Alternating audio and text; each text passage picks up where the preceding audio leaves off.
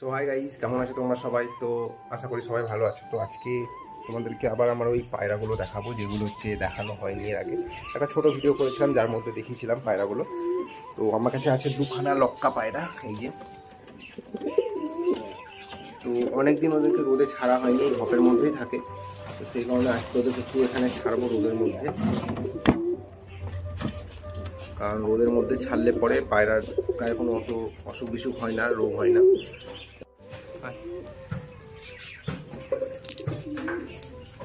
এই ডিমের খোলাগুলো দিলে ওরা খুব ভালো খায় এগুলো, আর এগুলোর সাথে ওদের ক্যালসিয়ামের অভাবটা মিটে যায়। তো ওরা খুব ভালো স্নানও করে বন্ধুরা, কিন্তু আজকে আমার টাইম নেই বলে তোমাদেরকে দেখাতে পারলাম না স্নান করানোর ভিডিওটা। অন্যদিন তোমাদেরকে একদিন ভিডিও করে দেখাবো ওরা কীরকম স্নান করে। পায়রাগুলো কীরকম লাগছে তোমরা কমেন্টে অবশ্যই জানাবে। আর তোমাদের জন্য একটা কোশ্চেন, বলো তো দেখি কোনটা ছেলে পায়রা আর কোনটা মেয়ে পায়রা, কমেন্টে অবশ্যই জানাবে, ঠিক আছে?